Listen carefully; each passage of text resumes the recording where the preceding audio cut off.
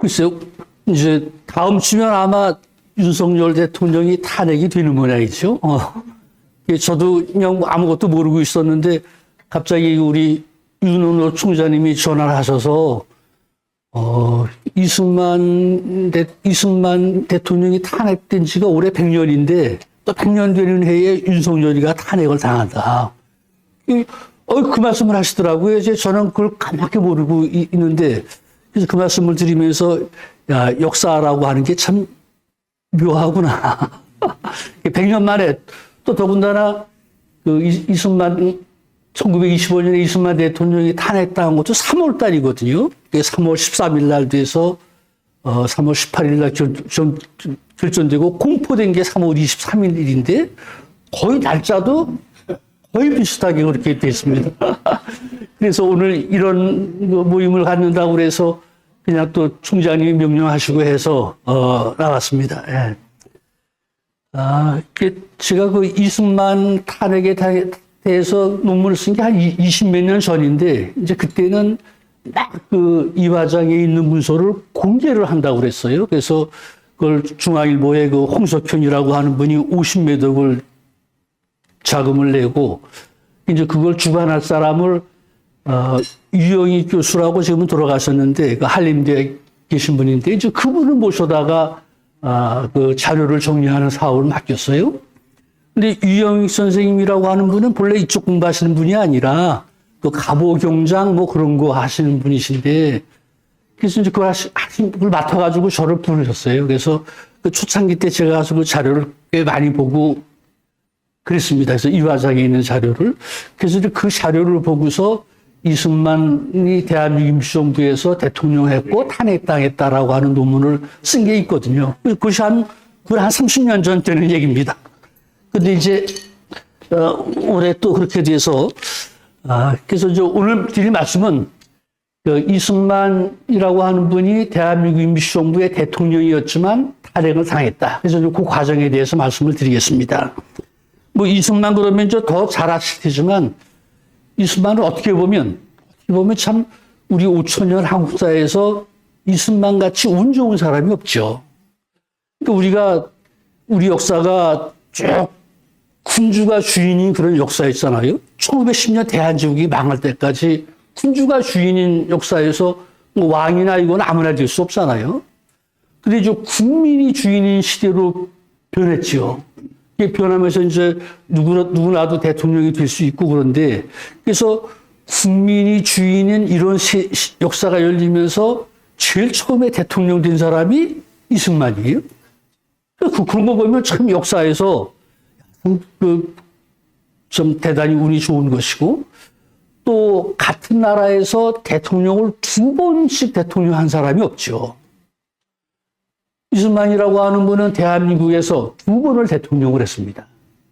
지금 보시듯이 이렇게 2번 대통령을 했는데 2번 대통령 해서 지금 방학진 실장님 말씀하셨듯이 2번 다 대통령에서 다 쫓겨났어요. 탄핵을 당했죠. 이제 이런 걸 가지고 계신 분인데 그래서 특히 이승만에 대한 뭐 평가 이것하고 관련돼서 특히 그 정치사 하는 분들 이분들은 뭐 대통령에 대해서 뭘 했냐, 그 업적이 중요한 게 아니라 어떻게 대통령이 됐다라고 하는 걸 중요시하게 여기더라고요. 그러니까 정치사 하는 분들은 이승만이 참 이렇게 대통령을 2번씩 하고 또 그런 의미를 가졌으니까 이승만은 대단하다 그렇게 평가를 하죠. 근데 우리 역사하는 사람은 뭐 대통령 한 거, 대통령 된 게 중요한 게 아니라 대통령으로서 어떠한 일을 했느냐라고 하는 걸 평가하잖아요. 그래, 그거 보면 대통령 노릇을 잘못해가지고 국민들이 쫓아냈고, 한 번도 아니라 2번씩. 그러니까 역사하는 사람들이 이승만을 평가할 때는 아주 참, 그냥 너무 잘못해가지고 쫓겨난 그런 사람이죠. 그래서 이제 이렇게 평가가 엇갈리고 하는데, 물론 저는 정치사 하는 사람들의 생각이 바르다고 생각하지는 않습니다. 역사는 종합적으로 판단해야 된, 인물에 대해서는 종합적으로 판단해서 해야 되죠. 대통령 됐다고 해서 그게 달라는 게 아니잖아요. 그래서 이제 오늘은 이승만이라고 하는 분이 대한민국 임시정부의 대통령이 됐다가 탄핵을 당하는 그런 데에 대해서 말씀을 드리도록 하겠습니다. 이게 이제 이승만 대통령 탄핵인데 그 탄핵도 절차가 있더라고요. 그래서 그 당시 임시정부에도 임시의정원이라고 하는 국회가 있었잖아요. 그 국회에서 국회의원들이, 의정원 의원들이 탄핵안을 결의를 합니다. 그래서 이제 임시의정원에서 통과가 되죠. 그럼 그 통과가 된 걸 가지고 탄핵심판위원회라고 하는 것을 위원들이 다시 결성을 하더라고요. 탄핵심판위원회에서 이제 그 탄핵안에 대한 것을 다 재상을 다 검토를 해서 조사를 해가지고 그 심판을 합니다. 그 심판을 해서 이 사람은 이승만은 대통령직에서 면직한다라고 하는 판결을 내려요. 그리고 두 가지 절차가 있습니다. 지금도 아마 대통령 탄핵하고 하는 것이 지금도 이 절차로 그대로 진행이 되고 있는 것으로 알고 있습니다. 이건 보면 임시의정원 의원들이 이승만 대통령을 탄핵한다라고 하는 탄핵안입니다. 그래서 탄핵안에 보면 이게 지금 하는 게하고 똑같아서 그 주문 그래가지고 본원은 임시의정원은 임시헌법 몇 조에 의해서 임시대통령 이승만을 탄핵하고 심판에 부하기로 결의함. 이제 그렇죠. 그래서 왜 그러냐? 그래서 이유가 몇 가지 있습니다. 이유는 다 헌법 위반입니다. 헌법을 위반해서 탄핵 심판에 탄핵을 하고 이제 심판에 붙인다. 그렇게 결의를 했죠. 그게 1925년 3월 13일이었습니다. 그리고 탄핵안을 결의한 의원들은 바로 이렇게 제안한 의원들 이름이죠. 그리고 이제 이것을 임시의정원에서 결의를 해가지고 이걸 심판위원회를 조직해요. 그래서 심판위원회를 이제 나창헌 의원이라고 이분을 심판위원장으로 삼고 심판위원들이 4명이 선정돼 모두 5명이 돼서 그 탄핵안에 대한 것을 다 검토하고 재상을 다 심판하죠. 그래서 이제 판결을 내립니다. 이게 바로 그걸 심판해서 대통령을 면직한다라고 하는 면직 심판서입니다. 거기도 주문에 보면 임시대통령 이승만을 면직함. 이게 핵심입니다. 이제 왜 면직해야 되는지 그 사실, 이유, 요거를 쭉 설명해 놓은 게 있습니다.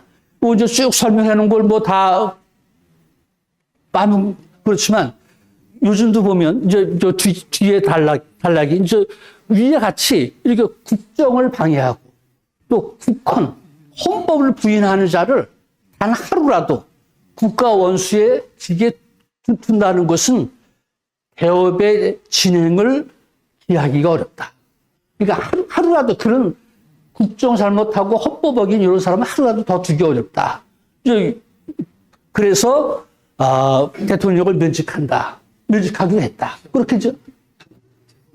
이승만이 어떻게 해서 그렇게 초대 대통령이 됐습니까? 네, 질문은 다 끝나고 한번 받을게요. 질문은 다 끝나고 한번 받겠습니다. 그렇죠. 예. 질문 마지막.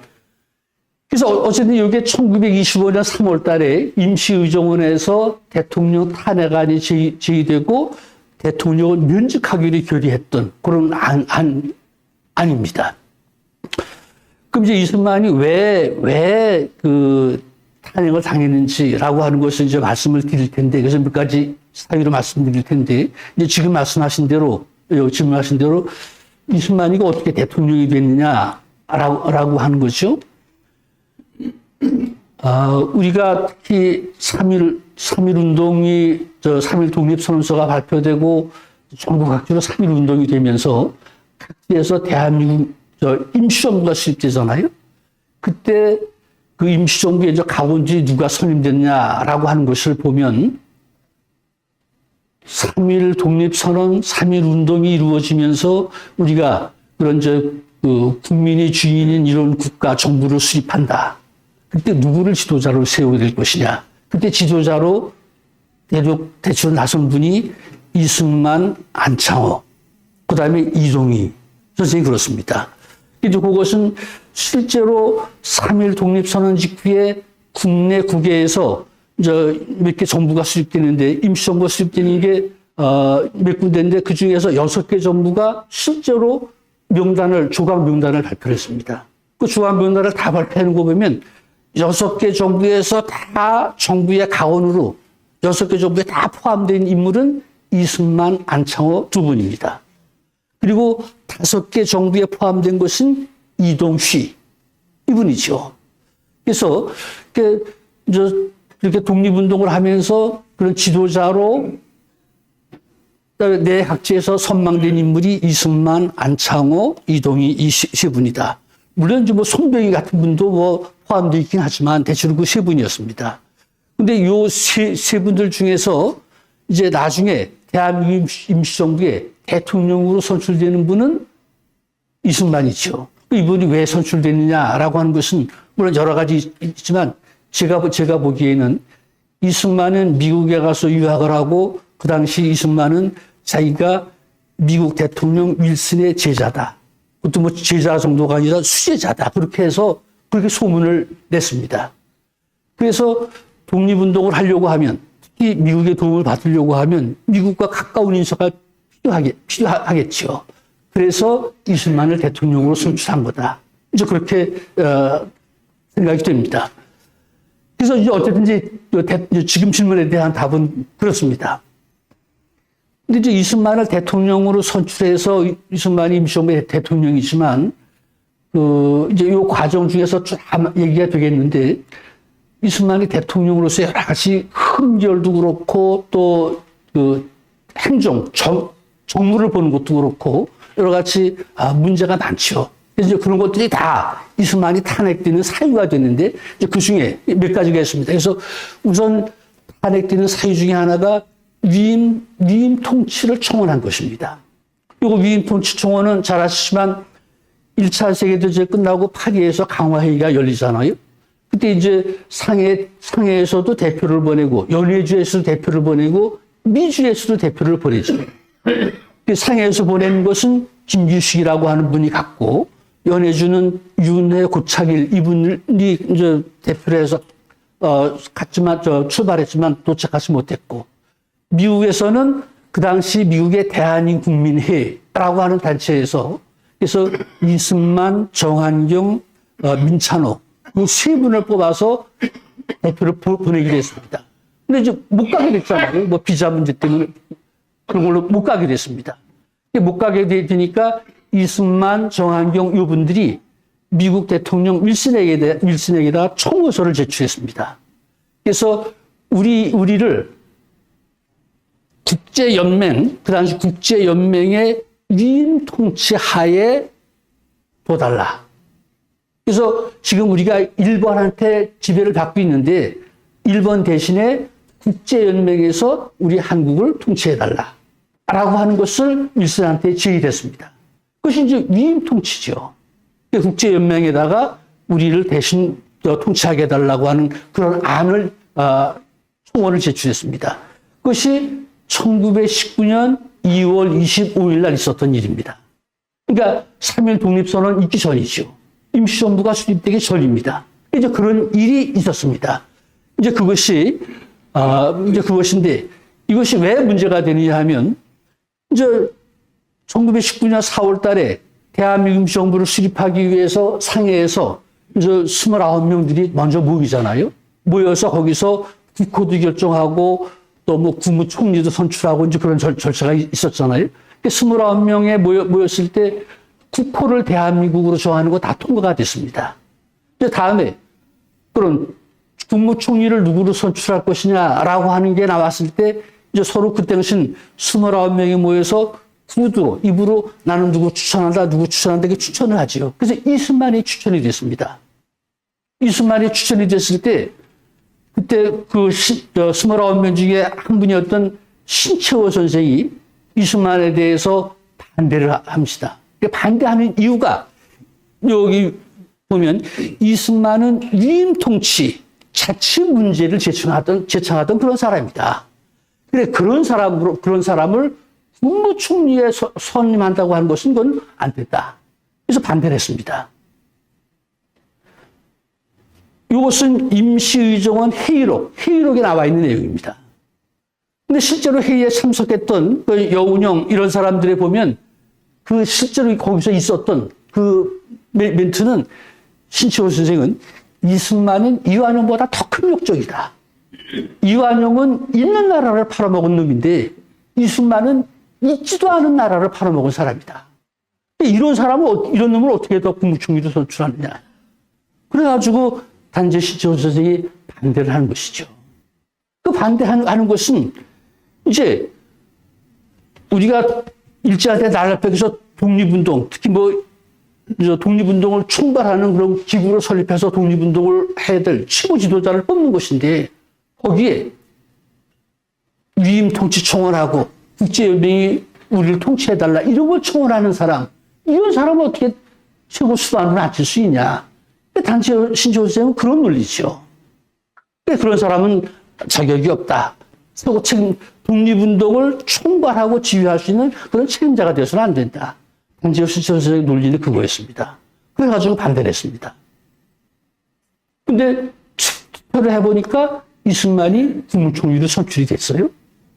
그래서 이제 어쨌든지 그렇게 임시정부가 수립되고 국무총리 선임될 때부터 그런 문제가 있었습니다. 근데 이제 4월 달에 임시정부에서 국무총리로 선출이 되고 이제 9월 달에 연해주의 대한국민회의 또 국내 한성정부를 하고 다 통합을 해서 이제 9월 11일 날 통합정부를 하잖아요. 그리고 통합정부를 하면서 이제 대통령이라고 하는 것으로 바꿉니다. 이제 말씀드릴 텐데 대통령으로 바뀌어서 대통령을 선출하는데 또 이승만이 선출됐죠. 대통령에도 이승만이 선출됐습니다. 한 5개월 후에. 그러니까 이 단재옥 신채호 선생은 그 이승만이 위임 통치를 한 사실을 뻔히 알지 않느냐. 그것을 몇 달 전에 임시의정원 회의 때도 그래서는 안 된다라고 자기가 반대했는데 그걸 이승만을 또 대통령으로 선출한다. 그래서 단재 신채호 선생은 그 상해에서 신대안이라고 하는 그런 잡지를 발간을 해요. 그 잡지를 발간하는 것이 이승만 성토하는 것입니다. 이승만 이런 사람은 대통령이 돼서는 안 된다. 그래서 이 단재 신채호 선생이 아주 적극적으로 이승만을 반대하고 그렇죠. 반대하는 이유는 이승만 개인적인 것이 아니라 위임 통치 때문에.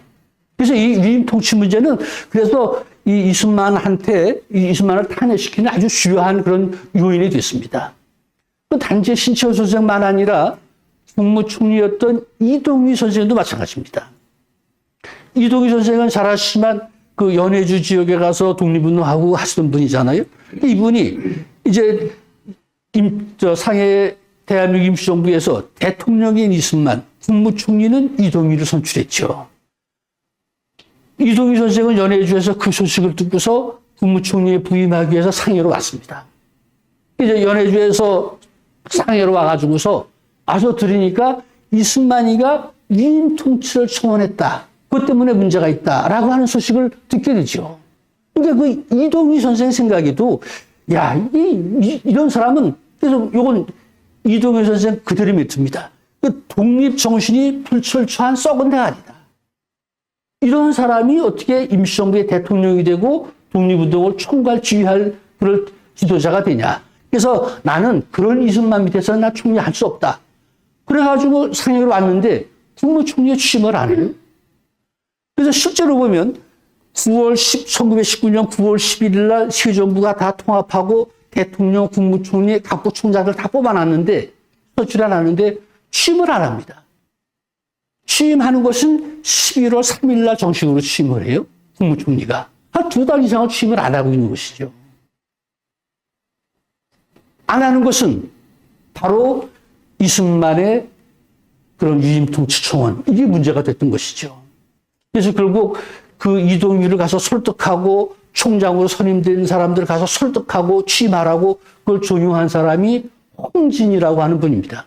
홍진 선생은 국내에서 한성정부를 수립해서 그걸 가지고 상해로 갔던 분이죠. 이분이 어떻게 하든지 임시정부가 구성이 돼서 임시정부가 조직이 돼가지고 활동을 해야 되는데 이승만하고 그런 문제 때문에 국무총리서부터 각원들이 취임을 안 하니까 홍진 선생이 다 찾아다니면서 이제 설득을 하고 그래서 11월 3일 날 취임을 합니다.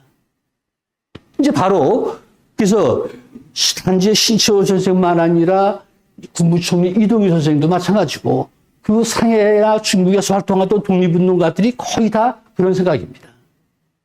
근데 이제 그런 이승만을 임시정부의 대통령으로 선출해놨다고 그래서 이승만에 대한 반대뿐만 아니라 임시정부에 대해서도 반대하는 것이죠. 그런 이승만을 대통령으로 뽑았다. 그래서 임시정부에 대해서 반대합니다. 그래서 그걸 두고서 가장 강력한 반대를 했던 세력들은 북경에 있는 세력들이었습니다. 이제 북경에서는 그 박은식, 원세훈, 박용만, 신숙 이런 분들이 활동을 하고 있었는데, 이제 특히 박용만 같은 분은 하와이에서 이승만하고 이렇게 대립하고 그러다가 북경으로 왔던 분이잖아요. 이런 분들이 중심이 돼서 그런 이승만은 지도자가 될 수 없다. 근데 그런 이승만을 대통령으로 선출했다. 그러니까 우리는 임시정부도 우리는 신임하지 않는다. 그래서 임시정부에 대해서 반대하고 임시정부에 대한 불신임 운동을 하고 임시정부에 대한 비판을 하고 그렇죠. 그러다가 이제 이분들이 1921년 4월 달 되면 그 군사통일회의라고 하는 걸 열어서 조금 복잡하지만 어쨌든 거기서 이승만에 대한 성토문을 합니다. 그 성토문은 그 당시 북경, 상해 또 중국 지역에 있는 독립운동가들 54명이 공동명의로 이승만에 대한 성토문을 발표합니다. 그 성토문에 대한 내용이 뭐냐면 우리 2천만 형제 자매를 향해서 이승만, 정한경 이 사람들이 위임 통치 청원, 그걸 이 사람들은 매국, 매족 그런 행위를 받습니다. 그럼 매국, 매족한다고 하는 걸 청원한 이런 사실을 들어서 그 죄를 성토한다. 그래서 위임 통치라고 하는 것은 매국, 매족 그런 행위인데 그런 행위는 독립운동에 엄청난 해를 끼치는 행위다. 또 독립정신하고도 어긋나는 일이다.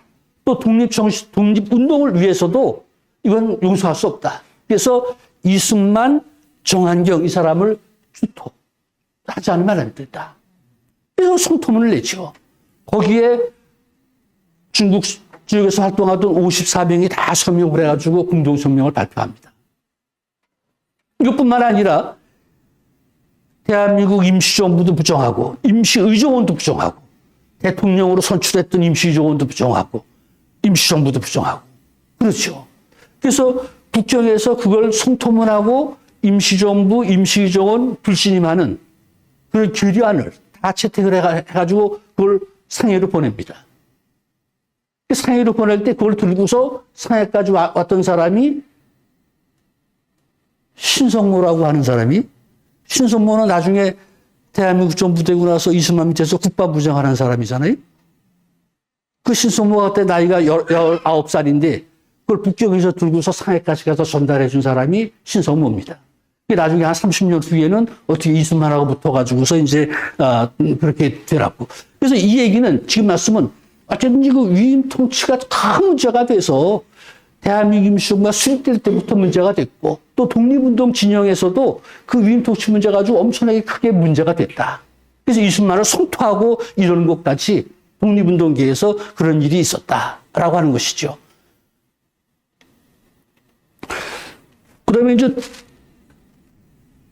탄핵 사유가 되는 두 번째 이유 중에 하나가 그 대통령이라고 하는 칭호, 이걸 사용하는 문제입니다. 아시지만 그 3.1 독립선언서가 발표되고 각지에서 임시정부가 수립될 때 이승만은 3.1 독립선언에 아무런 관계가 없죠. 임시정부 수립할 때도 아무런 관련이 없습니다. 이승만은 미국에 있었습니다. 그래서 미국에 있으면서 3.1 운동이 일어났다고 하는 소식도 미국에서 이제 신문 정보를 통해서 알고 또 각지에서 임시정부가 수립되고 자기가 뭐 국무총리로 선임되고 했다고 하는 것도 나중에 정보를 통해서 알았습니다. 이제 그랬죠.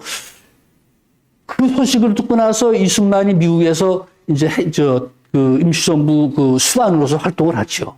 이제 제일 처음에는 여러 군데서 정보가 오니까 정확하게 판단을 못했습니다. 또 정확하게 내용을 알지 못했습니다. 그래서 1919년 6월부터 한성정부, 국내에서 한성정부가 수립됐다. 자기가 거기에 집정관 총재로 선출됐다라고 하는 것을 통보를 받고서 바로 자기는 그 임시정부의 명칭을 대한민주국이다. 그렇게. 그때는 한성정부는 정식 국가의 명칭을 정하지 않았잖아요. 그러니까 대한민주국으로, 민주국이라고 합니다. 그리고 영어로는 리퍼블릭 오브 코리아라고 하고, 그 다음에 집정관 총재를 대통령이라고 해서 프레지던트라고 합니다. 그래서 6월부터 대한민주국 대통령이라고 하는 명의로 우리 그 나라 망하기 전에 대한제국하고 국교 수립했던 나라들 있잖아요. 그 나라들에다가 다 우리 대한민주국이 성립이 됐고 내가 대통령이다라고 하는 걸 다 통보를 했습니다. 통보를 하고 심지어는 일왕한테도 우리 대한민국을 설립했다. 내가 대통령이다. 라고 하는 걸 다 통보를 했습니다. 그런 걸 다 했죠. 그래서 이제 대통령이라고 하는 이름으로 이제 국에다가 이제 행제를 하고 그랬습니다. 이제 이런 일이 그래서 대통령 칭호라고 하는 걸 사용했는데 그때 이제 이 상해 이제 사정은 3.1운동 직후에 상해에서는 19년 4월 11일 날 대한민국 임시정부를 수립했는데 나중에 보니까 연해주에서도 3월 달에 대한국민의회라고 하는 걸 수립했잖아요. 또 국내에서도 한성정부라고 하는 게 수립이 됐죠. 그러니까 이게 우리 민족의 대표기구가 여러 개일 수 없잖아요.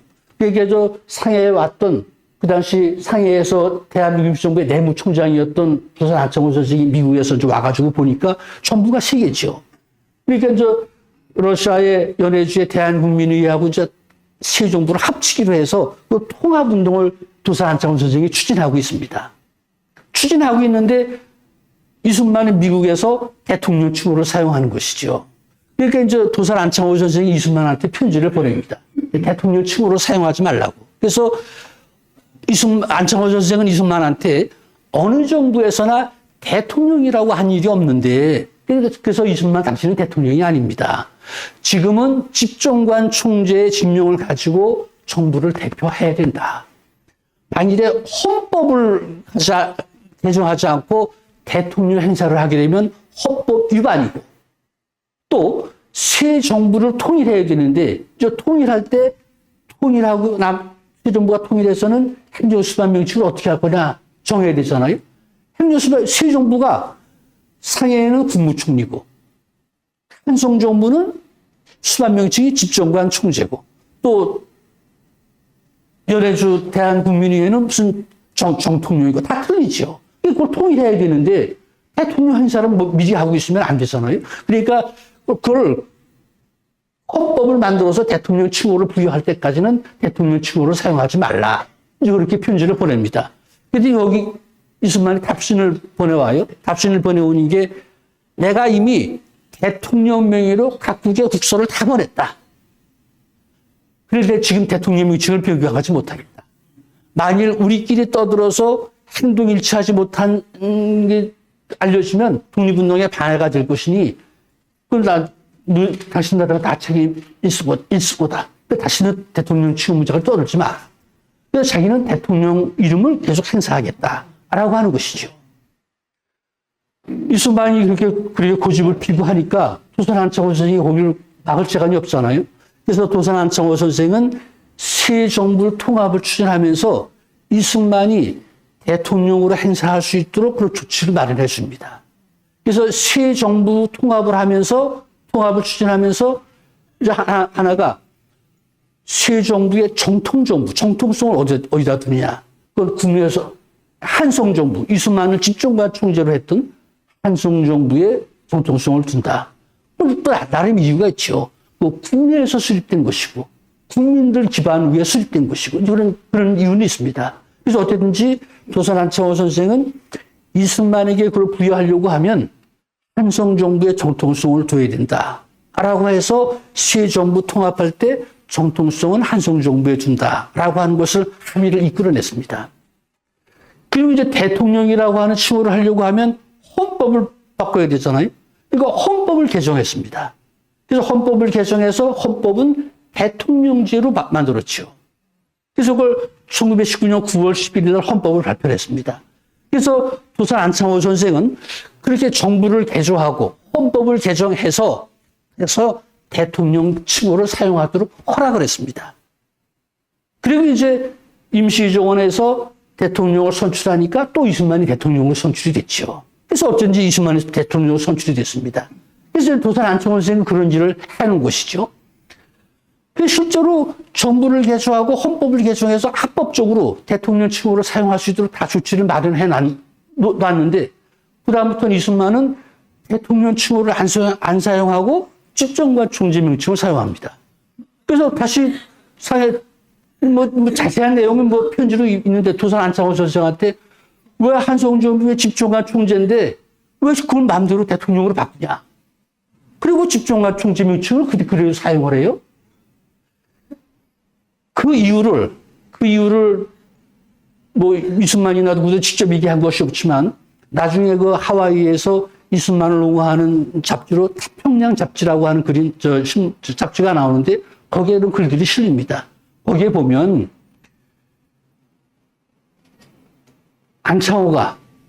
도산 안창호가 당신을 대통령으로 만들어주지 않았냐. 그러니까 안창호한테 이승만은 코가 끼어가지고 그 수라를 못 벗어날 거 아니냐. 그러니까 안창호한테 휘말리면 안 되니까 그걸 안창호를 뒤집어야 된다. 그래가지고 안창호가 그렇게 해준 것을 안 쓰고 집정관 총재를 쓰는 것이죠. 그래서 미국에서 이제 그 상해로 무슨 공문이나 편지 같은 게 오잖아요. 그럼 다 집정관 총재 명칭을 씁니다. 그래서 이 상해에 있던 도산 안창호 선생도 그렇고 국무총리도 그렇고 국무위원들도 그렇고 이게 엇박자가 나잖아요. 그래서 엄청난 거기에 대해서 불만이 엄청났습니다. 근데 이제 상해에서 이승만한테 이제 이렇게 보고하는 그런 통신원들이라고 세력이 있어요. 이제 그런 실상을, 칭호 가지고 어떤 문제가 일어난 실상을 상해에서 이승만한테 보고한 사람이 쓴 편지에 잘 나타나 있습니다. 거기 보면 현순이라고 하는 사람이 이승만한테 보낸 편지인데 거기에 보면 의정원에서 당신을 대통령으로 선거했고 또 했지 집정관 총재로 한 것이 아니다. 근데 공문이나 정보를 보내올 때 이승만이가 상해로 보내올 때 집정관 총재 명의만 있으면 사리의 이해국직을 불구하고 낭패한 논사가 있다. 그래서 이동희는 뭐라고 하냐면 야 이게 대가리가 썩었다. 그렇게 얘기하고 안창호는 정신병 들린 사람이다. 라고 한다. 그래, 그럴 정도로 이 대통령 칭호 문제 가지고서 참 그렇게 해놨지만 이승만이 그 대통령 칭호를 안 사용하고 집정관 총재 사용 명칭을 하면서 이 국무위원들하고 이제 이런 여러 가지 그런 문제가 있죠. 근데 그게 두 번째 이유고. 또 하나 더 이유는 이승만은 그 대통령으로서 독단적으로 행사를 하고 또 한 가지는 독립 자금을 장악을 했습니다. 이제 이승만은 미국에서 대통령직을 행사하면서 이 상해의 임시정부하고 긴밀하게 협의하거나 그런 일이 사실은 없었습니다. 독단적으로 했죠. 그래서 자기가 임시정부에서 직위로 선출됐다라고 하는 소식을 듣는데 아까 말씀드렸듯이 6개 정부에서 수립되는데 상해 대한민국 임시정부가 수립됐다. 당신이 국무총리다. 라고 하는 것은 현순이라고 하는 사람이 전보로 알렸습니다. 전보로.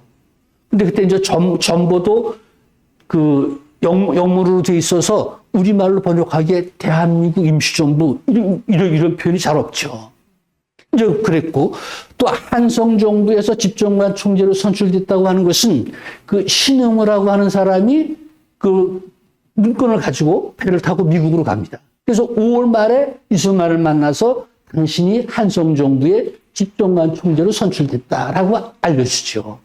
그래서 이제 이승만은 그런 정보나 사람 인편을 통해서 자기가 무슨 정부에 뭐로 선출됐다라고 하는 것을 알게 됩니다. 그리고 이제 미국에서 그걸 받고 나서 그 워싱턴에 거기에다가 사무실을 마련해서 이제 공식적으로 업무를 시작을 하죠. 이제 업무를 시작을 하면서 여러 가지 한 일이 있는데 이제 그 중에 한 일이 하나가 구미위원부라고 하는 것을 설치합니다. 그리고 또 하나가 공채를 발행하는 것을 하죠. 그래서 이제 구미위원부를 설치하는 것도 그렇고 공채를 발행하는 것도 그렇고 임시정부하고 아무런 협의 없이 자기가 독단적으로 하는 것입니다. 이제 구미위원부라고 하는 것은 편의상은 구미라고 하는 것은 미국하고 유럽에 대한 활동을 하는 기구로 만드는 이제 그런 기구로 만드는 것이죠. 그래서 임시정부 사무를 보는데 미국, 유럽 이 지역을 대상으로 한 활동을 담당하는 기구로 구미위원부를 만듭니다. 또 이제 조금 더 자세하게 얘기하자면 이제 이 구미위원부를 만들게 되는 것은 그 김규식이라고 하는 분이 파리강화에 파견됐었잖아요. 파리강화에 갔다가 이분이 미국으로 왔습니다. 미국으로 오니까 이승만이 김규식하고 한테 같이 단체를 만들어서 구미위원부라고 하는 걸 만들고 미국하고 유럽 공부를 한다. 이제 그런 기구를 만든 것이죠. 또 하나는 대한민국 공채를 발행했습니다. 그래서 공채를 발행해서 돈을 모으는 그런 걸 했죠. 근데 이것은 그 당시 이미 미국에는 미주 한인사회는 도산 안청호 선생이 주도해가지고 대한인 국민회라고 하는 단체가 결성이 되어 있었습니다. 그리고 대한인 국민회 중앙총회가 다 있고 조직이 미국 전역에 다 있었죠. 그리고 대한인 국민회에서 미주 한인들한테 애국금이라고 하는 것으로 해서 돈을 다 받습니다. 그래서 그 돈을 막아서 임시정부에도 보내고 그런 활동을 이미 대한인 국민회가 하고 또 애국금이라고 하는 것도 모으고 그랬죠. 근데 이승만 대통령은 구미위원부라고 하는 것을 만들고 대한민국 공채표를 자기가 발행을 했습니다. 그리고 대한인 국민회에서 하던 활동을 모두 다 중지시켰습니다. 애국금도 못 걷게 했죠. 그래서 돈 걷는 것은 다 공채를 해서 자기가 걷는다. 그래서 그런 재정권도 다 장악을 하고 이제 그랬습니다. 그래서 우선 이 일이 우선은 미국에 있는 대한인 국민회하고 충돌이 생기잖아요. 그 충돌이 생기죠. 또 상해에 있는 대한민국 임시정부하고도 충돌이 생깁니다. 그래서 이것이 그런 이제 충돌, 갈등 이것들이 생기지요. 그래서 이거 독단적으로 활동하고 이러는 것이 탄핵의 사유가 되는 것이고 또 하나는 이제 결정적인 것으로 미국에서 대통령직을 수행한 겁니다. 미국에서. 이제 1919년 9월 11일 날 대통령으로 선출됐으면 대통령이 미국에서 임시정부가 있는 상해로 와서 부임을 해야 되는데 자기는 부임을 하지 않죠. 그리고 이동희 국무총리한테 편지를 보냅니다. 편지를 보내서 국무총리와 역할 분담을 하겠다. 그래서 이제 그 얘기는 뭐냐 하면 여기 보면 원동의 일은 그러니까 그 상해의 일은 총리가 주장해서 하고 중대한 일만 나한테 문의하시오. 구미의 일은 나에게 맡기시오. 중대한 일은 정부와 문의하겠소. 라고 해서 국무총리는 상해 그쪽에 일하고 나는 구미 일을 할 거다. 라고 서로 국무총리하고 역할 분담을 하자. 이제 그렇게 편지를 보냈습니다. 그래서 자기는 상해에 안 오고 미국에서 대통령으로 타겠다. 라고 하는 것이죠. 근데 이거는 엄청나게 큰 문제가 됐습니다. 뒤에도 말씀드리겠지만 우선 이승만이 상해에 오지 않는 이유가 상해라고 하는 것은 신변이 위험하죠. 언제 어떻게 될지 모릅니다. 상해 다 가보셨겠지만 그 당시 대한민국 임시정부가 불란서 주기에 있잖아요. 불란서 주기 바로 옆에 일본 총영사관이 있습니다. 일본 총영사관하고 임시정부하고 임시정부 사무실하고 직선거리가 2km밖에 안 되죠. 그리고 그 불란서 쪽에 임시정부가 수립됐다고 하는 소식을 듣고서 일본 총영사관서부터 국내에 있는 조선 총독부가 그걸 파괴하려고 엄청나게 많은 밀정들을 보냅니다. 그 밀정들에서 언제 당할지 모르죠. 그래서 상해는 신변을 보장할 수가 없습니다. 또 상해라고 하는 데는 엄청나게 어렵고 힘들잖아요. 그러니까 이승만은 자기는 신변 위협이 있는데 어려운데 안 가고 자기는 미국에서 하겠다. 그래가지고 보낸 것이죠. 근데 상해에서 상해에서 국무총리하고 임시정부 운영하는 정부의 국무원들은 뭐 그런 거 이승만이 그런지 모릅니까? 그러니까 이게 더군다나 그 당시에 임시정부의 대통령이라고 하는 것은 뭐 편안한 시대의 행정 책임자가만 아니라 또 하나 독립운동을 지휘하고 총괄하고 이런 지도자가 돼야 되잖아요. 그런 사람이 미국에 있겠다. 그러니까 상해에 있는 국무원들이 그게 마음에 들 리가 없죠. 그래서 이제 그런 갈등이 있습니다. 그래서 어쨌든지 우리는 대한민국 임시정부라고 하는 조직은 상해에 있고 중국 상해에 있고 대통령은 미국에 있고 이게 이제 바로 그렇게 돼서 여러 가지 하는 것이죠. 근데 그럼 미국에 있으면서 대통령 노릇은 어떻게 하느냐? 이승만이 했던 방법은 크게 두 가지인데 하나는 전문이고 하나는 통신원입니다. 하나는 그 전문이라고 하는 것은 요즘 전보죠. 전보를 통해서 소식을 지시사항을 하고 받고 그러는 겁니다. 근데 이 전보라고 하는 것은 정보에 쉽게 노출이 될 수 있잖아요. 그러니까 이제 뭐 암호를 사용하고 이 정보도 암호를 사용하고 그렇습니다. 뭐 암호 사용하도 다 이제 나와 있는데 그래서 어쨌든지 그런 식으로 하고 또 하나는 통신원입니다. 통신원은 상해에 있는 사람들 중에서 이승만이가 통신원으로 임명을 하는데 그 통신원들은 상해에 있는 사정을 다 조사를 합니다. 다 조사를 해가지고 이승만한테 편지로 보고를 하죠. 그 통신원들이 이승만한테 보낸 편지, 보고하는 내용은 아주 상당히 구체적입니다. 임시정부 국무회의에서 무슨 일이 있었다. 또 국무원 중에 누가 무슨 얘기를 했다. 이런 것까지 다 소상하게 다 조사해서 보고를 하죠. 국무위원 중에서 이승만에 대해서 누구는 무슨 얘기했다. 이거 다 보고를 합니다. 이승만이 미국에서 그 보고서를 편지를 보고 나면 상해에서 누가 무슨 짓하고 자기한테 뭐 욕하고 이런 건 얘기 다 알죠. 그래서 어떤지 그런 방법으로 했습니다. 그렇지만 전보도 그렇고 통신원도 그렇고 간접적인 방법이잖아요. 국무위원들하고 소통할 수가 없죠. 그래서 그런 방법으로 하는데 대통령이 미국에서 활동한다고 하는 것은 그 당시 대한민국 임시정부 헌법 있잖아요. 헌법에 위배하는 것입니다. 그 당시 대한민국 헌법이 대한민국 임시 헌법인데 그 헌법에 보면 임시 대통령이라고 하는 것이 제3장입니다. 거기 보면 임시 대통령은 임시 의정원의 승낙 없이 국경을 함부로 떠나지 못한다.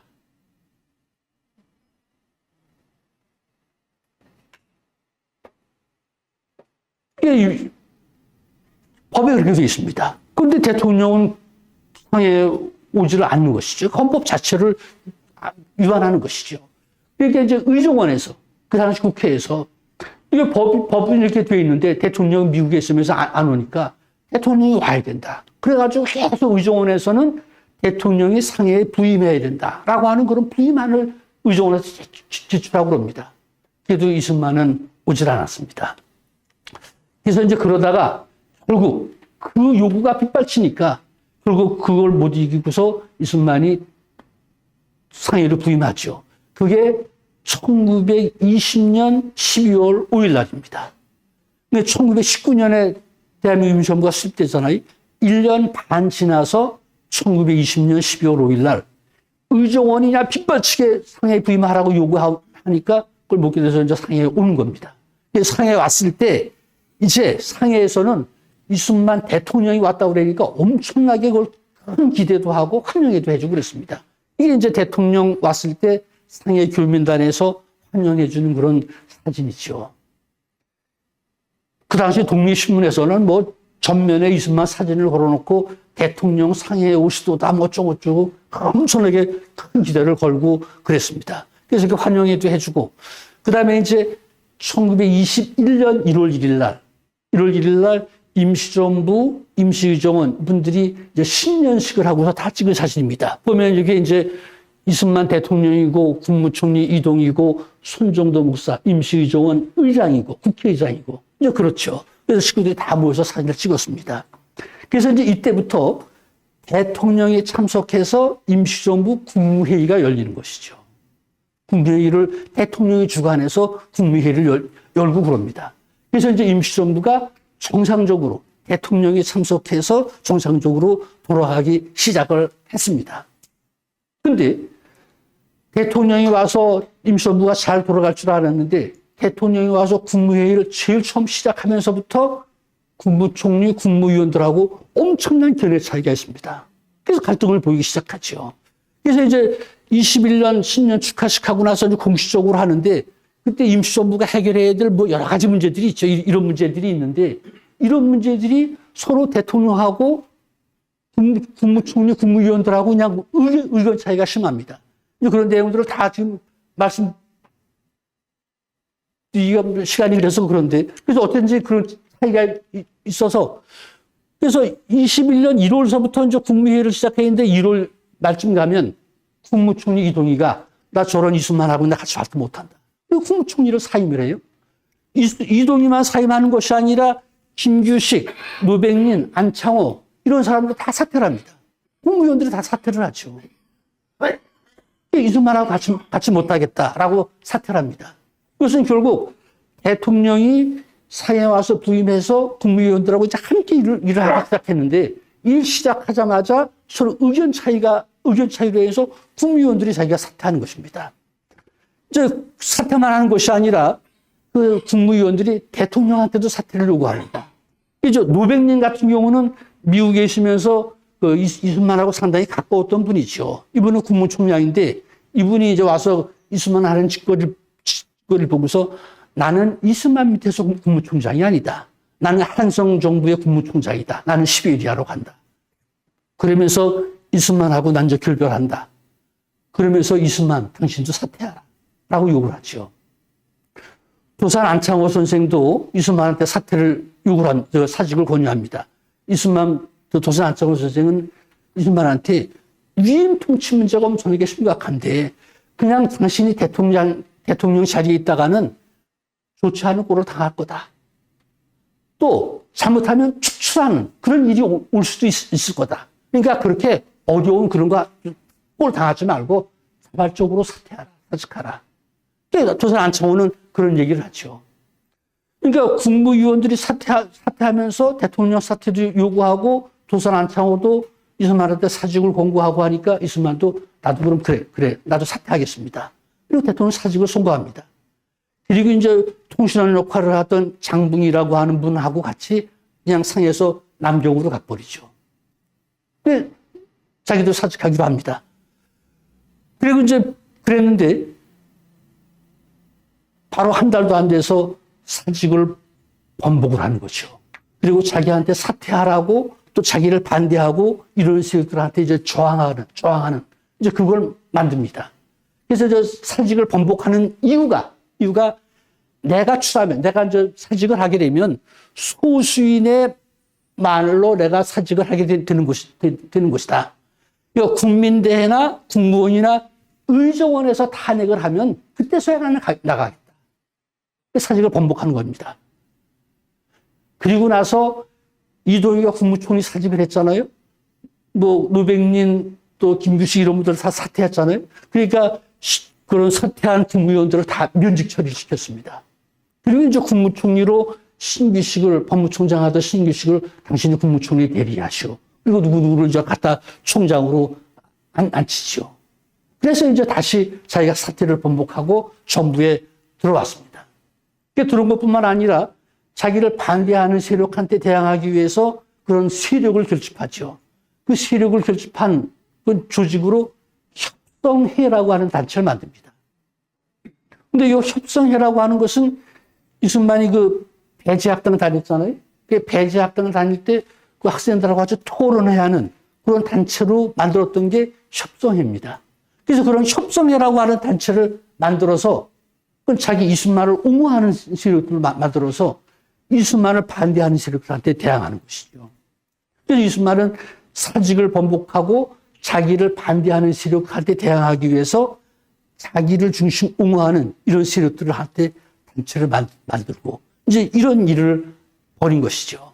그래서 이 엄청나게 이제 상황이 대통령이 와서는 대통령하고 대통령 반대 세력하고가 이제 아주 엄청나게 큰 갈등을 빚게 되는 것이죠.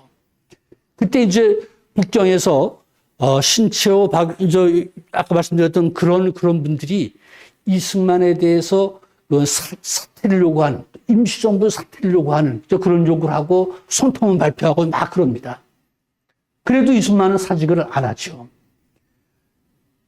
근데 임시정부 자료나 뭐 다른 자료는 없는데 일본 쪽 정부 자료에, 이 당시에 보면 일본 쪽 정부 자료에 보면 뭐냐면 김약산, 신철 이런 북경의 젊은 사람들이 폭탄하고 권총을 휴대하고 상해에 내려왔다. 그래서 이 사람들이 상해에 있는 어떤 세력하고 연결이 돼서 만일에 이승만이 사퇴를 요구하는데 이승만이 강경한 태도를 보이면 비상수단을 취하려고 한다. 이건 일본 정보 자료에만 있습니다. 우리 기록에는 그게 없습니다. 이건 저는 일본 정보 자료가 거의 맞다고 생각합니다. 그래서 김원봉 이런 사람, 젊은 사람들이 이승만 대통령이 와서 임시정부가 잘 될 줄 알았는데 오히려 더 그냥 패가 갈라져가지고 그러니까 이 사람들이 이승만을 제거하려고 아마 왔던 것 같습니다. 그러니까 상해에 못 있죠. 그래서 이제 남경, 소주 이쪽으로 도망을 치고 그렇습니다. 근데 이제 그것뿐만 아니라 북경 세력뿐만 아니라 상해에서도 안창호, 여운형 이런 사람들이 그 상해에서 교민단 연설회를 개최해가지고 이승만을 성토하고 또 국민대표의 소집을 요구하고 그런 활동을 합니다. 이제 그 도산 안창호 선생 연설 중에서 이런 게 있습니다. 우리 독립운동은 우리 민족의 손으로는 성공이 불가능하다. 미국이 원주해주면 안 된다. 라고 미국만 바라보고 있다. 이거 우리 독립정신에 위배되는 거 아니냐. 바로 이승만이 그런 일을 하고 있다. 그래서 이승만 노선에 대해서 비판하고 임시정부 해결하기 위해서 국민대표를 열고. 그러니까 아까 말씀드린 북경의 세력들, 또 상해에서도 이제 이승만을 반대하고 하는 것이죠. 그리고 젊은 사람들이 와서 하고. 이러니까 이승만은 더 이상 상해에 있을 수가 없어서 다시 미국으로 돌아갑니다. 그래서 이렇게 대통령으로 상해에 와서 한 6개월 동안 있었지만 와서 임시정부를 수습한 것이 아니라 엄청난 분란, 엄청난 대립 이것만 부추기다가 결국 상해로 다시 도망치는 것이죠. 그리고 나서 이제 미국으로 가서는 임시정부 대통령직은 그대로 갖춥니다. 그러면서도 임시정부는 그대로 방치하죠. 관여하지 않습니다. 이제 그것이 탄핵의 또 다른 사유인데. 그래서 상해 부임한 지 6개월 만에 미국으로 돌아갑니다. 그래서 5월 17일 날 정식으로 자기가 상해를 미국으로 돌아간다 그것도 안 하고 임시의정원에다가 교령을 보내서 자기는 일교상 또 재종상 절박해서 자기는 미국으로 간다. 편지 한 장 보내고서 떠나는 것이죠. 그리고 5월 19일 날 이제 신익희하고 함께 그 소주라고 상해에서 조금 한 시간 걸린 소주라고 떠났다가 거기서 그 상해도 못 오고 상해 그 북쪽에 보면 오송항이라고 하는 큰 항구가 있습니다. 글로 가서 거기서 배를 타고 하와이로 돌아갔습니다. 그래서 이제 상해에서는 사실은 6개월, 12월 5일 날 와서 21년 5월 29일 날 상해를 떠나는 것인데 아까 말씀드렸듯이 한 1개월도 안 돼서 국민의원들하고 갈등을 빚고 소주, 남경 이런 데로 다니다가 결국은 5월 달에 가는 것입니다. 그래서 상해 와서 한 6개월 있었지만 실제로 대통령으로도 직무한 것은 한 달, 2달도 안 됩니다. 그런 것이죠. 그리고 이제 미국으로 돌아가서는 임시정부를 방치하는 것인데, 이것도 그냥 간단히 말씀드리면, 그 이승만이라고 하는 분을 알 수 있는 것이 이제 하와이로 가잖아요. 이제 하와이로 갔더니 하와이에서 이제 교민단에서 왔다고 이제 연설회 하고 그러는데 거기서 연설회를 합니다. 연설회 하는 연설문이 다 있어요.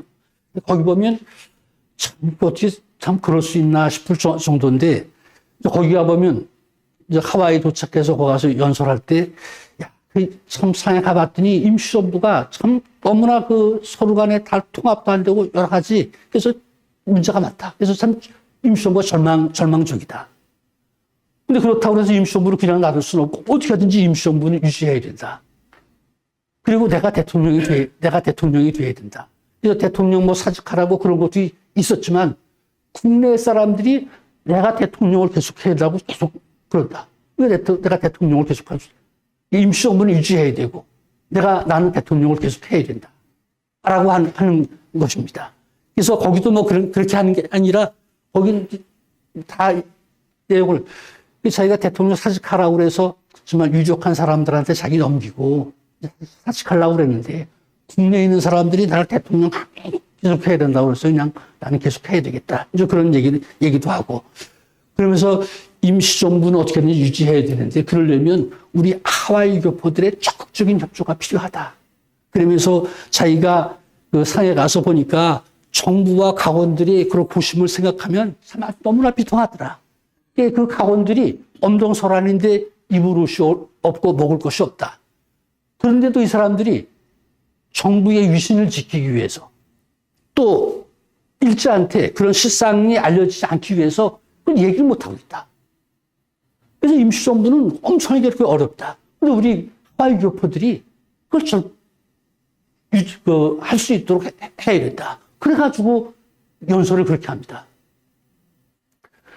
그러면 연설한 지 2주일 지나서 하와이 교포들이 그러면 우리가 임시정부를 유지하고 옹호합시다. 그래서 우리가 돈을 내서 임시정부를 합시다. 그러면서 그런 단체로 동지회라고 하는 걸 만들어요. 그래서 동지회라고 하는 별도의 단체를 만듭니다. 그래서 하와이에서 동지회가 만들어지는 것은 이승만이 상해에서 미국으로 다시 돌아가서 미국 교포들한테 이렇게 연설해가지고 그 교포들이 야, 임시정부는 유지해야 되겠다. 우리 하와이 교포들이 돈 내가지고 임시정부를 해야 되겠다. 그러기 위한 단체를 만드는 것이 동지회입니다. 이제 동지회를 이렇게 만드는 것인데, 동지회는 그렇게 만들지만 사실은 동지회에서 만들어서 이제 동지회 회원들이 다 돈 내고 하잖아요. 그럼 그 돈을 다 받아서는 이승만이 그걸 임시정부는 1원 한 장 보내지 않습니다. 그냥 자기가 하와이 한인의 동지회 대표가 되고 지금 그 하와이 교포들 내는 돈은 자기가 다 차지하고 있는 것이죠. 임시정부는 보내지 않습니다. 이제 실제 내막은 그런데 이제 동지회의 성격이 어떠냐, 동지회는 어떤 것이냐, 이제 그런 거 보면 요즘 광화문에 나와서 그 하는 사람들하고 거의 똑같은데, 독립을 원하는 모든 애국 남녀는 빠지지 말고 동지회원이 돼야 된다. 또 동지회원이 된 후에는 다른 동포들도 인도해서 동지회원이 되게 할 것이다. 되게 해야 된다. 이것이 우리의 독립운동이다. 그래서 동지회 회원 만드는 거, 동지회 회원 되니까 이게 독립운동이다. 이렇게 선전을 해요. 그 다음에 이게 이제 보면, 많은 것인데, 그래서 어쨌든지, 상해에 있는 임시정부는 어떻게든지 난국을 될 것이다. 그리고 이제 한성정부 계통을 세우면 된다. 그러면서 우리 민중은 국민단체 조직에 힘쓸 따입니다. 그래서 구미위원부가 대표기구니까 그 담보금을 내서 위원부를 유지하고 그 사무를 진행케 하는 것이 우리 미주동포들의, 그러니까 대한민국 임시정부를 우리가 도와서 어떻게 해야 된다라고 하는 것으로 동지회가 만들어졌지만, 실제로 추진하는 것은 우리 미국에 있는 조직 국무위원부 동지회, 이것을 강화시키는 게 된다라고 하는 것이죠. 그리고 임시정부에는 하와이 교포들이 보내는 다 동지에 낸 돈 1원 한 푼 보내지 않습니다. 그래서 그리고 임시정부도 보내지 않죠. 그 당시에 이승만이가 미국으로 돌아갔을 때 상해에 있는 임시정부가 처한 상황이라고 하는 것은 무정부 상태입니다. 그러니까 이승만이 신규식을 임명했지만 신규식이 얼마 있다가 돌아가시잖아요. 돌아가니까 노백민이라고 하는 사람을 국무총리로 앉히는데 노백민이 취임을 하지 않습니다. 그리고 정부가 계속 무정부 상태죠. 그래서 1924년 9월에 나와서야 이동영이라고 하는 분을 국무총리 대리로 하는데, 그래서 이 얘기는 무슨 얘기냐면 1921년서부터 24년 이때까지는 국무총리 부임한 일이 없습니다. 총장들 부임한 일이 없습니다. 임시정부가 무정부 상태죠. 근데 대통령이 그 조직을 갖춰야 되는데 대통령은 미국에 가 있으면서 임시정부에는 아무런 관여도 안 합니다. 국무총리도 임명 안 하고 정부의 각원도 임명 안 하고 돈도 안 보내고. 그런 것이죠. 그러면서도 대통령직은 그대로 가지고 있습니다. 바로 그런 상황이고 또 임시정부가 대정적으로 엄청나게 이제 곤란한 상황에 처하게 되고 잘하시면 그러니까 임시정부가 이제 정부도 제대로 운영 못하고 하니까 1923년에 국민대표회의라고 하는 게 열려서 야, 임시정부가 폐지하자, 없애자. 그리고 새로운 독립운동 기구 만들자. 그래서 임시정부 폐지하자고 하는 주장이 나오잖아요. 임시정부를 독립운동 진영에서 임시정부를 없애자고 하는 주장이 나오는데 대통령은 미국에 있으면서 아무런 조치도 안 하고 있는 것이죠. 이제 그런 상황이 벌어지고 있습니다. 그래서 임시정부에서는 그 재정 문제 이게 있으니까 돈 좀 보내달라고 하는 요기도 하기도 하고, 그 국무총리서부터 정부 가원들이 안갑하겠으니까 정부 조직을 우선 해야 된다. 대통령이 하시오. 그럼 요구를 이승만한테 계속 보내고 그랬죠. 그렇지만 이승만은 거기에 대해서 아무런 조치도 안 했습니다.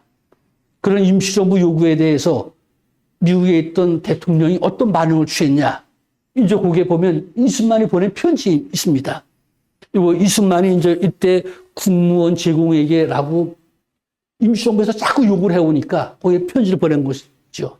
그 중에 가장 실상을 알 수 있는 것으로 상해에서 오는 편지마다 재정, 돈 달라라고 하고 여기서는 가는 편지마다 조직. 그래서 너네들이 국무총리도 임명하고 각부 장관도 임명하고 그래서 줄을 갖춰라 라고 서로 그렇게 얘기한다. 이제 그러면서 우리는 본래 저축한 재정도 없고 남에게 빌릴 것도 없으며 다만 필요한 일이 있으면 그런 사실을 들어서 동포들에게 달라고 해서 안 주면 아무리 급한 일이라도 못한다. 주면 꼭 그 일에 쓰고 또 그대로 다 알려준다. 그러니까 여기는 돈이 없다. 그러니까 돈 달라 소리 하지 말라. 그래서 이런 줄 아시고 다시는 사사비용이나 운동비 보내라고 요구하지 마시오. 돈 달라고 요구하지 말라라고 하는 것이죠. 그러면서도 대통령직은 그대로 가지고 있습니다. 그래서 이제 바로 미국에 가 있으면서 임시정부 대통령직은 가지고 있지만 임시정부하고는 아무런 관련 없이 그런 일을 하는 것이죠. 그래서 이승만 대통령이 대통령 선출되고 나서부터 탄핵될 때까지 그 상황이라고 하는 것은 대통령직을 수행한 상황이라고 하는 것은 그렇습니다. 대통령직을 수행한 일이 없습니다. 대통령 행세만 하려고 한 것이죠. 대통령으로서의 권한만 행사하려고 했지 대통령으로서의 의무, 해야 될 일은 한 일이 없습니다. 그러니까 이제 그걸 어떻게 해결을 해야 되는데 해결할 수 있는 방법이 없죠. 그 당시 헌법이 있지만 헌법에 대통령 임기를 정해놓지 않았습니다. 그 1919년 9월 달에 제정된 대한민국 임시헌법을 보면 저는 헌법을 잘 모르지만 저는 헌법을 보고 엄청나게 놀랐습니다. 지금 헌법도 아마 그렇게 못 만들 거예요. 거기 뭐 대통령 탄핵 이런 것도 대통령이 헌법을 어기고 하면 탄핵을 하는데 탄핵은 의정원의 의원 5분의 4 이상이 참여해야 되고 5분의 4 이상이 출석을 해야 되고 출석 의원 중에 3분의 2가 찬성해야 되고 이런 조항이 헌법에 다 대통령 탄핵 이런 것도 다 돼 있어요. 1919년이면 아직 미국도 그렇고 일본도 그렇고 이런 나라들 그렇게 구체적인 거 못 만들었습니다. 그런데 19년에 그런 헌법을 만들어요. 그 헌법이 그렇게 구체적인데 그 헌법에 대통령이라고 하는 임시 대통령이 있지만 대통령의 임기를 규정해 놓지 않았습니다. 그래서 그 헌법을 보면서 참 그렇게 잘 만들었으면서 왜 안 했을까? 그래놓고 그 전에 임시정부에 계시던 분한테 이제 그런 얘기를 여쭤봤더니 그분 얘기가 야, 이 사람아, 그 당시에는 이제 내년이고 후년이면 가 독립될 줄 알았어. 무슨 뭐 대통령 임기제를 해. 그냥 내년 후년 되면 들어가서 대통령 하는 것이지. 그래서 안 해놨다고 하는 거예요. 저는 그 말이 맞는 것 같더라고요. 임기제가 없습니다. 임기제가 없으니까 대통령이 그만 안 두면 어디 할 방법이 없습니다. 그래서 이제 임시의정원에서 대통령을 불신임한다. 대통령을 탄핵한다. 이런 얘기들이 나오는 거죠. 그게 언제서부터 나오느냐. 1920년 초반서부터 나옵니다. 대통령이 상에 오기 전부터 나옵니다. 그게 우선 국무원에 장관들 있고 차장들 있잖아요. 차장들이 중심이 돼가지고 대통령이 상해에 부임하고자 않고 위인 통치청원하고 이러니까 그 차장들이 대통령 퇴진 운동을 벌입니다. 그 퇴진 운동이라고 하는 것이 이유가 있습니다.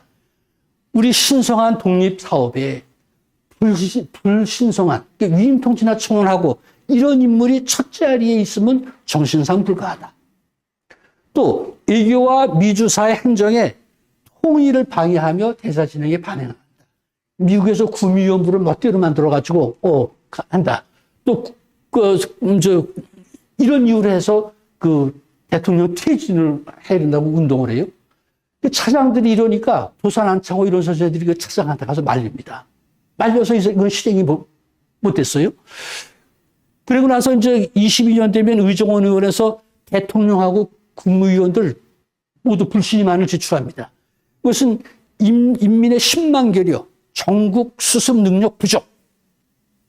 이것 때문에 또 후계 내각을 조직하지 못하고 무정부 상태를 초래한다. 그래서 대통령서부터 국무위원들 다 불신임한다라고 하는 의정원에서 그런 처리가 이루어지고 그렇죠. 그러다가 23년에는 의정원에서 탄핵안을 제출합니다. 23년에 있었습니다. 그래서 그 이유가 5가지인데 탄핵안을 지우고 아무 공무가 없이 정부 소재지를 떠나서 정무 삽치하고 정부가 하나도 그냥 딱딱 막혀버리고 시급을 수습지 못하고 있다. 그런 이유다. 또 국무원의 동의 및 연서가 없이 교령을 멋대로 한다. 또 행정부서를 정도치 못하고 법률을 준수하지 못하고 준수하게끔도 하지 않는다. 또 구미위원부 및 이것을 멋대로 설치한다. 또 뭐 애국공채 이런 것들을 멋대로 사용한다. 이런 이유로 대통령을 탄핵하는 그런 이유를 들어서 23년에 의정원에서 탄핵안이 제출이 됩니다. 근데 이제 이때는 성사가 되질 않죠. 그리고 이제 안 되니까 그래서 의정원에서 그럼 아주 대통령제를 우리 폐지하자. 그러니까 그 대통령제를 없애려면 헌법을 개정해야 되잖아요. 그래서 그런 논의도 있습니다. 그래서 의정원에서 그런 대통령을 어떻게 할까? 여러 가지 방법을 많이 강구하는 것이죠. 그래서만 이제 안 됐습니다. 그런데 임시의정원에서 그럼 대통령 유고를 처리하자. 대통령을 유고했다고. 그래서 24년 이제 9월달 되면 대통령은 임지를 떠난 지 4년이 됐다. 그래서 현임 국무총리 이동희로 하여금 대통령 대리를 하게 하자. 대통령이 유고라고 하는 걸 인정하고 대리를 삼자. 그렇게 이제 해서 의정원에서 결국 그런 방법을 하죠. 그래서 임시의정원에서 이동영 선생을 대통령 대리로 임명을 합니다. 그렇겠더니 이승만이 이동영한테 편지를 보냈죠. 그 편지가 아주 엄청나게 강렬한 편지입니다. 그 편지를 보내는 게 형이 대통령 대리에 동의하신다고 하니까 난 의외다. 대통령이 다른 데 있다고 정부 행정상 장애가 되냐? 대통령 대리한다고 저들이 당신한테 감복하고 귀순할 것 같으냐? 그래서 그냥 이동영한테 그런 편지를 보냈죠. 이승만이 미국에 있으면서 대통령 유고 처리하고 대통령 대리 임명한 것에 대해서 엄청나게 반대하는 것입니다. 그리고 이 편지 받고 이동영은 사퇴를 합니다. 이동영 내각은 사퇴를 하죠. 그래서 이제 이동영 내각이 사퇴하니까 임시정원에서 박은식이라고 하는 분을 국무총리로 다시 선출을 해서 이분으로 하여금 대통령 대리로 임명을 했습니다. 그래서 이제 24년 12월 달 되면 박은식이 중심이 되는 내각이 만들어지는 것이죠. 그래서 이 박은식 내각이 이제 되면서 여기서 탄핵을 추진했습니다. 그동안 불신임하고 여러 가지 많은 조치를 유고 처리하고 별의별 걸 다 했지만 해결되지 않잖아요. 그래서 박은식 내각에서 탄핵해야 되겠다라고 해서 탄핵을 준비하고 절차를. 그래서 박은식 내각에 출범하면서 의정원 의장, 임시의정원의 법제위원장 이런 사람들이 헌법을 개정하자. 헌법을 개정하자고 하는 것은 대통령을 없애자라고 하는 것이고. 그래서 이제 그렇게 해놓고 사전 논의하고 준비를 해서 25년 3월 달에 임시의정원 의원들이 임시대통령 이승만 탄핵안을 공식적으로 제출했습니다. 그리고 3월 18일 날 임시정원에서 그 탄핵안에 대해서 통과를 시켰습니다. 그리고 심판하기 위해서 탄핵심판위원회를 구성을 했죠.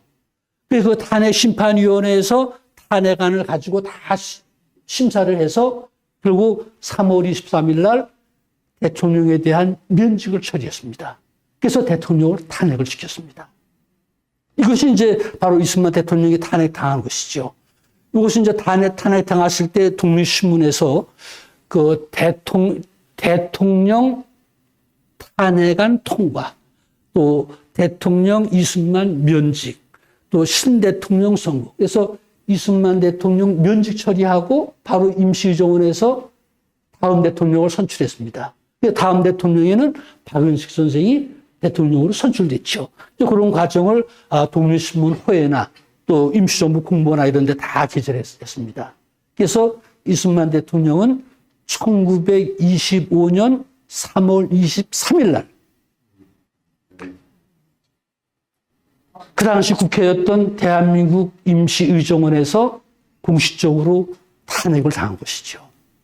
한 가지만 더 말씀드리면 이제 이승만 탄핵당하고 박은식이 대통령이 선출이 되잖아요.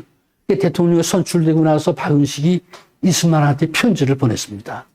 참, 저 편지를 보면서 좀 가슴이 뭉클한 게 이제 보면 그냥 이것만 다 끝내죠.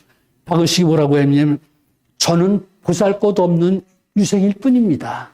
성격도 영리를 탐하는 마음이 없고 또 소박해서 다른 사람과 다툴 줄도 모르는데 정계에서 벌어지는 시비의 소용돌이에 휘말리게 되었으니 어찌 고달프고 애절하지 않겠습니까?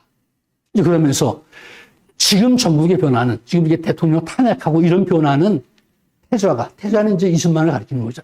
당신이 사해를 떠나 먼 곳에 있으면서 직접 정무와 민정을 돌보지 않으므로 모든 조치가 제자리를 얻지 못한 데서 비롯된 것이다. 그러니까 당신이 대통령인데 상해 오지 않고 미국에 있으면서 비롯된 것이다. 근데 일반 민가에도 주인이 없으면 반드시 어려워지는 법인데 하물며 국가에서야. 됐습니까? 그래서 그 원인이 모두 당신이 몸소 친히 정부를 살피지 않은 데서 비롯된 것이다. 숙연하게 반성하시면 아마도 허물이 없을 거다. 라고 박은식이 편지를 보냅니다. 그래서 후임 대통령이 탄핵당한 대통령한테 이런 글로 하는 것이죠. 그래서 당신이 바로 당신한테 허물이 있다. 허물은 대통령이 상해 오지 않고 미국에 있으면서 비롯된 것이다. 그러니까 그걸 반성하고 숙연해라. 잠잡고 있어라. 이제 그 소리지요. 근데 나중에 벌어지는 일은 이승만은 잠잡고 있지 않았습니다. 그래서 어쨌든지 바로 이런 일로 우리나라 역사에서 제일 처음으로 국민이 주인이 되는 세상이 되고 대통령을 뽑았는데 그 대통령을 탄핵을 시켰습니다. 참 우리 역사에서 참 잘못된 것이죠. 근데 그 잘못된 것이 이승만을 탄핵시킨 의정원이 잘못이냐? 그렇지 않잖아요.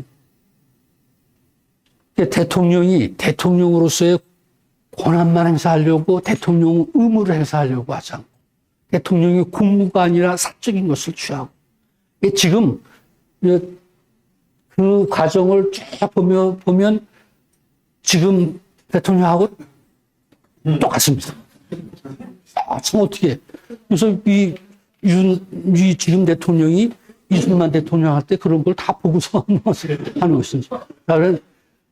그렇습니다. 그래서 이게 참 우리 역사의 참 문제고, 한마디만 말씀드리면 우리 대한민국 임시정부에 대해서 여러 가지 많잖아요. 근데 대한민국 임시정부가 참 잘 할 수 있었고 했는데 제일 처음에 지도자를 잘못 뽑아서 그 지도자가 잘못하는 통에 대한민국 임시정부가 엄청난 어려움을 겪었습니다.